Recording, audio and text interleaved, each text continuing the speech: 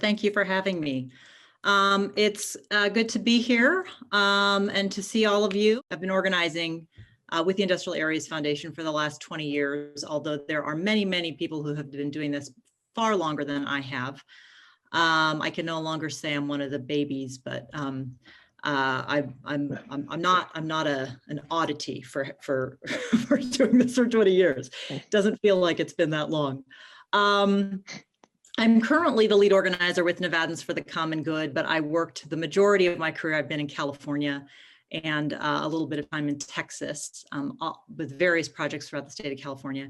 And actually what I'd like to do is I want to show you a video since we're in the world of videos. And I was just saying earlier, I am learning this new medium. Our work, I'll kind of set it up by saying our work, we work with institutionally based organizations. So organizations made up of organizations, congregations, often largely, but also labor unions, community organizations, nonprofits, parent groups. And those local organizations in a city or a region are led by the leadership of those institutions, whether it's parents, teachers, clergy, et cetera. And our bias really is making life better where people's lives hit the ground. So that often means city politics, state politics, county politics, getting involved in the issues at a very local level. And that's where we start everything. We start everything with stories. We start everything with people, who they are and what they care about. And then if there's a possibility to do something at a wider statewide level, or sometimes very rarely at a national level, we do. But we always start and go back to the local community and the local institution. And I got involved in this work. I grew up in a working class Baptist background church in Oregon, and got increasingly angry seeing how there was this contradiction between what I understood the gospel to be saying and what my church appeared to be doing, and the inability of people to be able to talk about power. And I just would get angry and yell and say things, and it was very frustrating and for me and for any pastor I encountered. And that's kind of how I collided with all these other crazy people who were doing this thing called organizing that I had never heard of. I grew up in a conservative context, was not fond of activism, grew up in Portland, Oregon. So there are lots of liberal activists with signs, and they irritated me. And so, this was not something that I was born into. So that's kind of a little bit about the kind of organizing we do. This video I'm going to show you is from last year. It's from 2020. And, the pandemic sort of changed the way we had to do this work. We do a lot of one-on-one conversations and small group conversations. And so when the pandemic happened, we just boom, got online and started, okay, we have to start calling people and reaching out to people and find out how this is impacting them, and did. And so that was, March, April, May. In those months, we started listening to people, and the organizations in California started hearing a lot of stories, but a very consistent theme was undocumented people who lost their jobs were unable to access any resources because they don't have papers, they weren't eligible for the stimulus, and, and the jobs just stopped. We had a woman who, she worked 5 jobs and she lost 4 of them overnight. And so, this was something we were hearing everywhere in our house meetings, in our conversations. And so very quickly we'd known about the California Earned Income Tax Credit is a way for low-income people to get tax credits if they fall under a particular threshold. But it had not yet extended to taxpayers who pay their taxes with an independent taxpayer ID number, which is an ITIN, which any undocumented person is eligible for an ITIN, and then they pay taxes, but they don't get anything back. And so one way to get money to folks without documents would be to get them a tax credit through the ITIN. And we knew, and it was sort of dead at the state legislature. It wasn't going anywhere. And so our organizations organized to push for it. So on May 5th, everyone calls it the Cinco de Mayo action, we held an action with over 1,000 people from across the state of California on Zoom. And this was May of last year. So this is before we were all really comfortable with Zoom. We had a number of bishops from a variety of traditions, and we had a number of state legislators. and a lot of leaders from 6 different IAF organizations across the state. And so it's about 5 minutes. These are clips from the action itself. The entire thing is the action. The action was 60 minutes, 1 hour long. And the chair, who's mostly speaking, is Reverend Julie Roberts-Franck, a Disciples of Christ minister from Southern California. Good evening, Southwest IAF leaders of the great state of California. 50 leaders in this meeting. With 75 leaders from 18 institutions. We have over 100 people on the call. Guided by the values of justice in our spiritual traditions and the values of democracy, we assemble our collective power to address a gaping hole in the safety net through which members of our institutions are falling. Millions of California workers in essential sectors are not receiving any financial assistance through the CARES Act. Food distribution, food service, healthcare, childcare, elder care, all of these services are essential for our survival. Many of them are undocumented, but their work contributes billions of dollars to the California economy. It is high time for their value to be recognized. Now we're going to hear some real life examples of the struggles our essential workers are facing. I used to work 40 hours a week. Now I'm working 16 hours a week. And I called the landlord about how I want to pay my rent. And the landlord said, you're going to get help for the government. But I do taxes with my ET number. And I don't have no help at all. For the past 18 years, I've been paying taxes. I don't understand why they can give it to us an 18 number to pay taxes, but in this situation, we cannot have any kind of help. So what can we do to address this problem? We are proposing an expansion of the California EITC to include ITIN filers. So exactly what is the California Earned Income Tax Credit? It's a way to give cash back to low income and moderate income California workers when they file taxes. Why is this good economic policy during a slowdown? The economy is stronger for all of us when people can pay their rent or their mortgage or pay their taxes, afford health care. We have a number of religious leaders from different traditions with us tonight. While we talk about the physical distancing, we have to also recognize that we need to also not practice a moral distancing. We as a society have to address that inequality. It's not an act of charity. It's all about justice, and our voices need to be heard.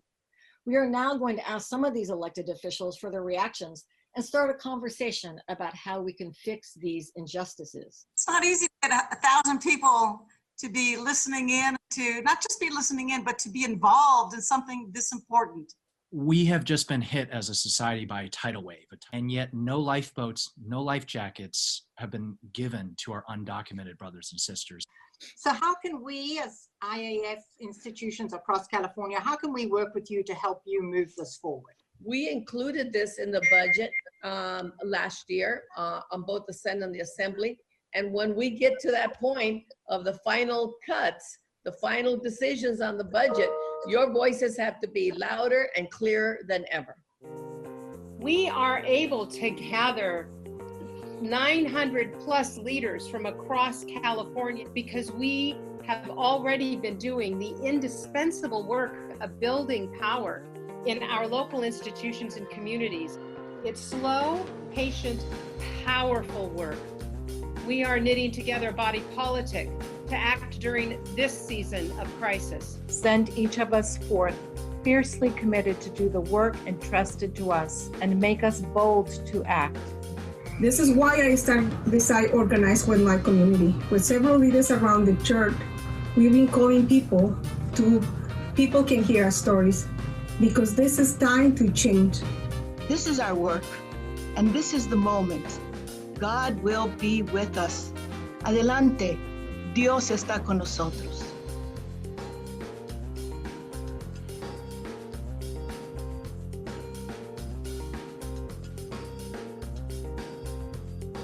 So that was a snapshot of an action on Zoom.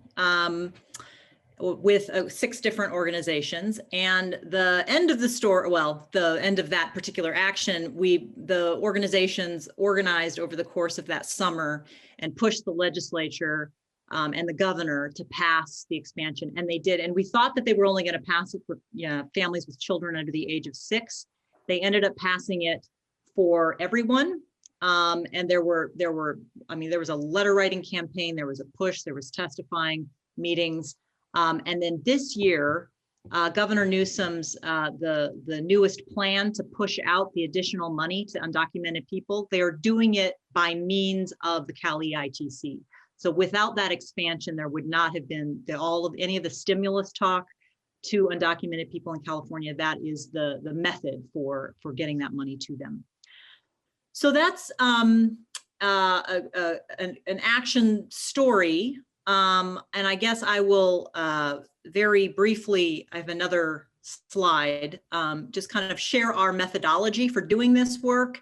And then we can have a brief conversation after that. But it is sometimes helpful to kind of visualize and see what is this type of organizing, what is broad-based organizing, by comparing it to what it's not. So this is just a quick and dirty sort of comparison. Broad-based organizing, what it is, and I've differentiated it from civic or nonprofit work, which is actually the kind of work I did before I was in organizing, or movement activism kind of work, which a lot of folks have also been a part of. So the purpose of broad-based organizing is really sustainable relational power. It is not about a particular issue or a particular community. It is in a particular area, how do we build sustainable relational power with folks who are ordinarily not at decision-making tables to have a seat at the table? So that is always the goal. The power for what? To be able to get into fights like this one on behalf of families and communities to make life better around things like housing, immigration, public safety. It can be a range of things, big and small, but the purpose of it is ongoing power. That is different from civic nonprofit work that is service oriented. We are not service providers. Or movement is often raising awareness, demanding change now. Sometimes, organizing can move into movement. The civil rights movement is a very good example of that. But there was a ton of organizing that happened before the movement that allowed it to happen. So the members of a broad-based organization are institutional.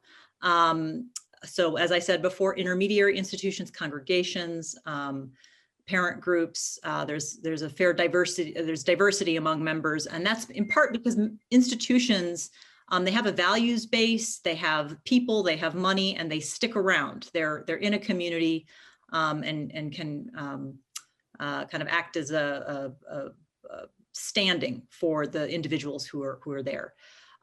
Civic nonprofit work, the members are usually individuals, and a movement, it's usually come y'all. There aren't distinctions. People show up, and sometimes they show up once, sometimes they show up all the time, but it is not as consistent. The leadership of a broad-based organization, our leadership, they operate as a collective and they are rooted in their institutions. So in order to be in leadership in one of our organizations, you need to be blessed by and credentialed by your colleagues, and you are accountable to them. And so it is a very institutionally based way of operating. You don't just get to show up, and be the spokesperson. You've got to be someone who has a following. And it is collective, and so decisions need to be vetted through all kinds of folks. And there's house meetings are our central way of operating, which are small group conversations rooted in experience. Civic and nonprofit, there's, it differs because that is usually run by a staff and a board that are individuals, and movements have a tendency toward a single charismatic leader, or lately a lot of the movement kind of work is leaderless. We invest a lot of time in developing leaders and working with leaders and thinking with leaders about how to find other leaders. Money, kind of the way that we think about money is you raise your own money. And so the institutions that are part of any of our organizations, right now, the organization that I'm working with, Nevadans for the Common Good, has 42 dues paying institutions, and they raise $90,000 a year. through their dues. That is, you then have a dog in the fight. You've skin in the game, whatever the metaphor is. You are in it, and it's also independent money. It's not, going to go away because the funder decides that they don't, want to work on what you're working on anymore. And that means that I work for the people of Nevadans for the common good, and I'm accountable to them because they're the ones paying my salary.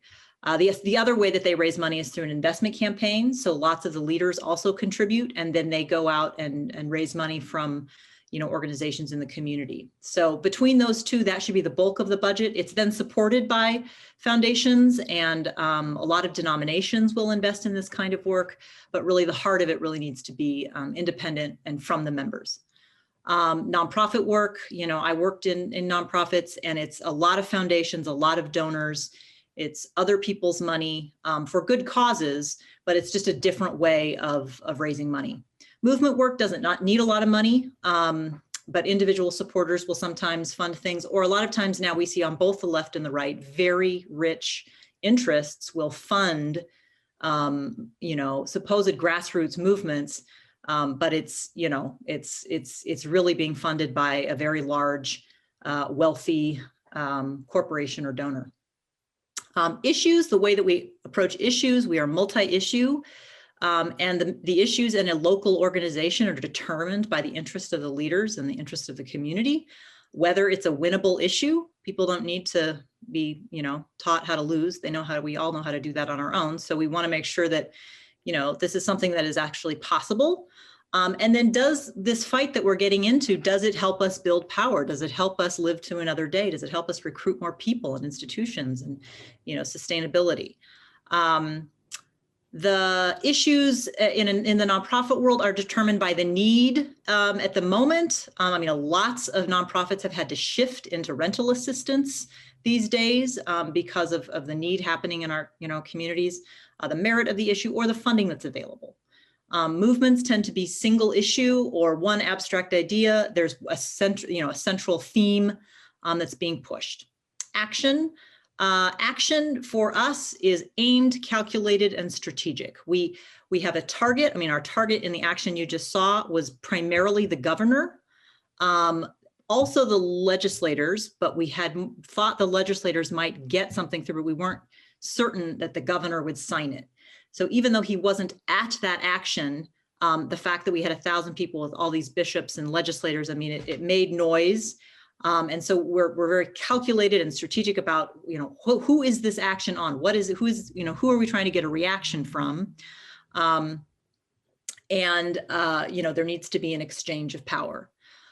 In the nonprofit world, it's not really focused on action. We would call it activity. Service provision is good and necessary, but it is not leading to a reaction from anyone. It is an end in itself. It is serving people. Movement is acting to act. It is sometimes, when connected to an organized strategy, can be part of a strategy, but often a lot of the activism is action for action's sake. So that is just a brief overview of kind of, how we think about building broad-based organizations and the ways that we operate. And you saw a little bit about how it played out. I know my time is coming to a close, and I've got to leave you. But while the political fights are exciting and the wins are not as frequent as you'd want them to be, but they're exhilarating, the thing that sustains me in this, and the reason why I do this, has to do with working with people and the way in which people develop as public, impressive public people who understand their own story and their own interest and can stand up. That is, and I mean that. The political piece of it is interesting, but that is not the long-term part. In fact, what I'm going to do right now, what I'm working on this weekend, we have a training there are 100 people who've registered. Half of them speak Spanish, half of them speak English. And we're running a 3-day training over the weekend. It's called Recognizing the Stranger. And it's rooted in understanding your baptismal vow, understanding what it means to be the body of Christ. This is in a mostly Catholic tradition. And then how do you have conversations within your parish community and with the community surrounding your parish, so that you understand the interests and the stories of the people there. Out of that, we obviously want to do something about the severe injustices in a lot of these neighborhoods. But, you know, there are people who are sidelined in their parish too, and who have no decision-making capacities or authority, despite the fact that, you know, they're very smart people. So, you know, the transformation of human beings is, for me, the most important part of this work.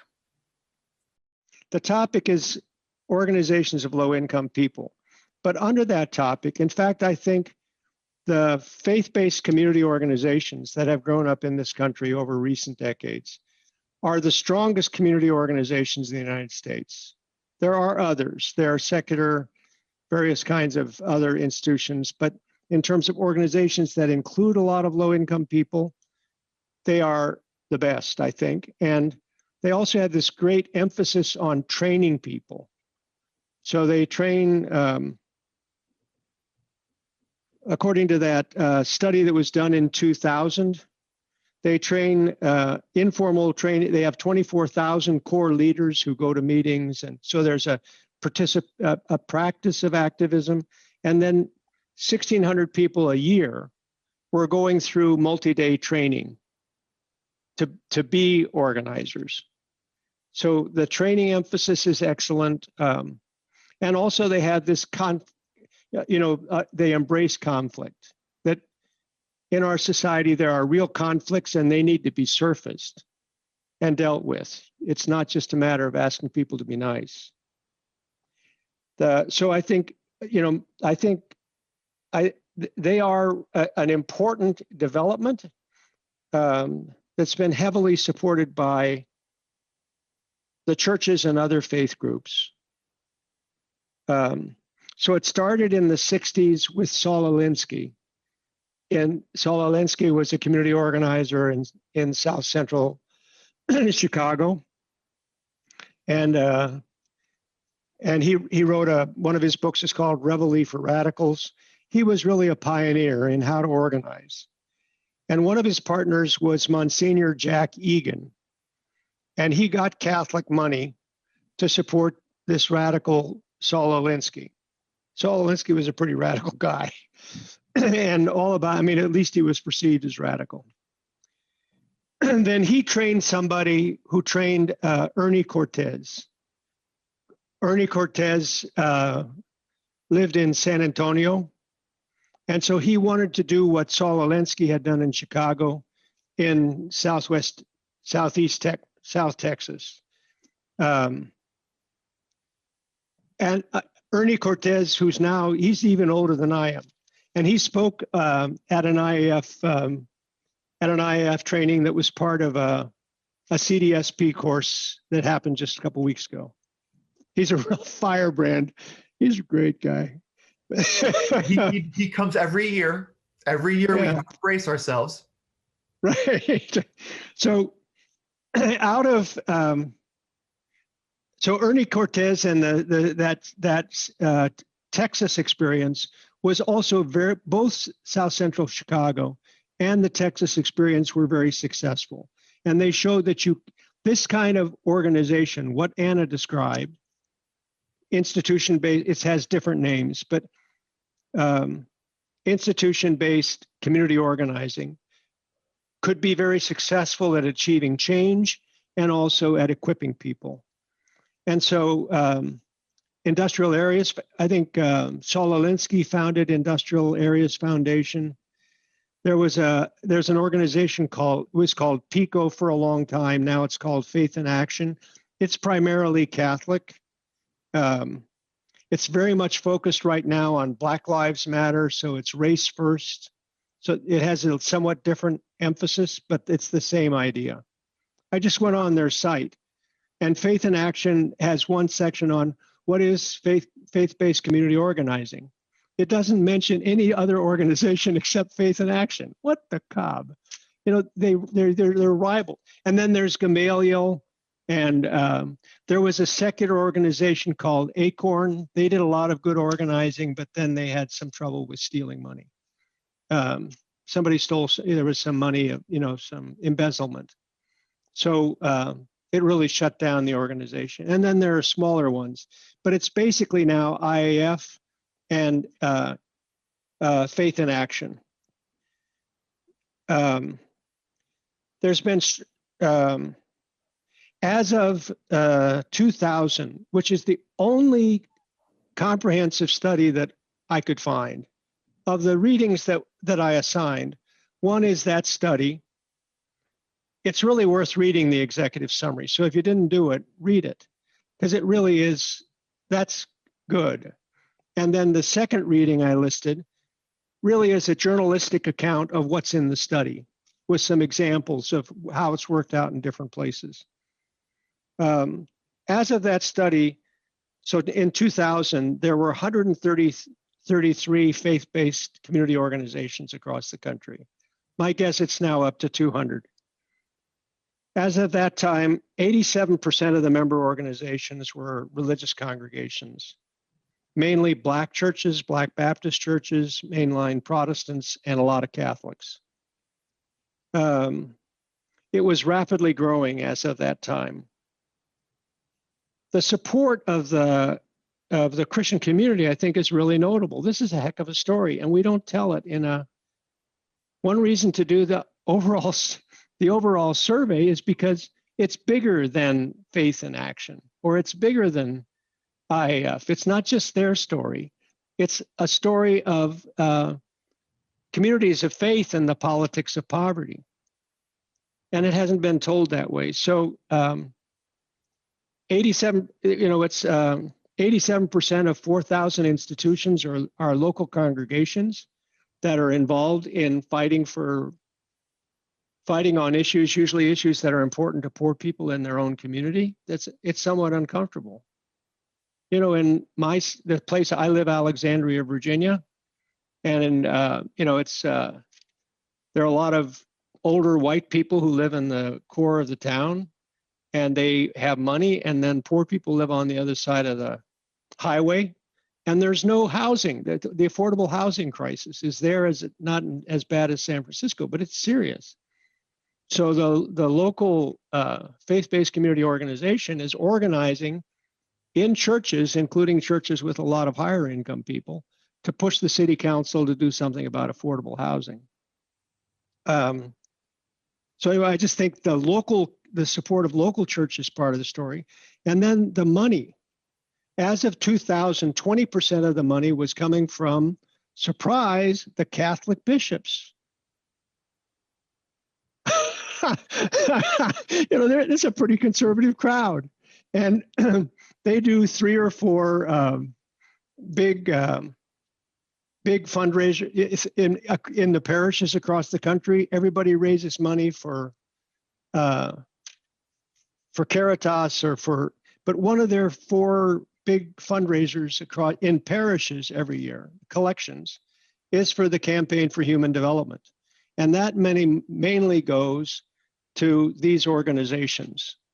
So 20% of the money, and for the new organizations, more of the money comes from the Catholic Campaign for Human Development, or the Lutherans and the Presbyterians and other faith groups have put a lot of money into it too. I should have said, Wendy, that also there are a lot of Jewish synagogues that are involved in these organizations. They're important. Also now, I think, increasingly mosques, not very many evangelical churches. And then I think that it's happened. Rockefeller was an early funder, but not right at the beginning. They came in after, the movement was already moving. There was some success. So Rockefeller funded. Ford Foundation is now funding. I'm struck that other foundations, big foundations, are putting money in. But that's relatively new. And then, as Anna said, the organizations really try to get money from their members. But at least as of 2000, that was maybe 30% of their funding. And the rest comes from, that's what the study shows. Oh, that's interesting. I thought, especially for IAF, that it all comes from dues. They pay. Okay. those member organizations pay for everything that the overall organization does in their locale. Okay. Well, that may be new. That would be a healthy development. I think also just in terms of the faith involvement, I think the IAF training is fairly widespread in seminaries. At one time, we tried to get training in seminaries on legislative advocacy, faith-based legislative advocacy, you know, sort of bread for the world training. And we were running into the fact that a lot of seminaries were already doing IAF training. So I think they've been successful in that regard, and that's great. So, you know, a lot of clergy have had the training. I think a contribution that they're making is conflict. When Dean Henry Brady talked to us, he showed us data which showed that it compared religious people with people who are part of religious congregations to people who are part of unions. And not surprisingly, the religious people are more conflict averse. You know, they're not protesting. You know, they want to go meet with somebody and ask them to be a nice person. You know, to do the right thing. I've been in a million of those meetings where we ask them, in the name of God, you know, can't you help us, you know, reduce malnutrition among kids? I mean, what's the point of being here? So I do those meetings, but he pointed out that in general, the religious people don't do conflict well. So I think this movement is a really powerful way of teaching religious communities across the country about constructive conflict.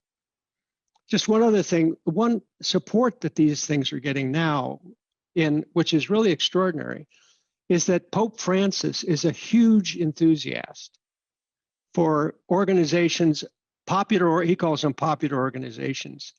He's from Argentina, and all over Latin America, there are lots of these popular organizations. Partly there are more people who are poor, so it's not just like the bottom 20% of the population, but really the bottom 50% of the population is pretty poor. So those organizations can be pretty broadly representative and at the same time mainly poor. And Francis is familiar with a lot of those organizations, and I just, while I've been out here, I've read this book, Let Us Dream by Pope Francis, and it's really good. But one of his main themes is the importance of organizations of low-income people. And he's done a lot. He's convened a couple times international meetings of such organizations. He calls them a global archipelago of associations and movements. They represent the hope of solidarity in an age of exclusion and indifference.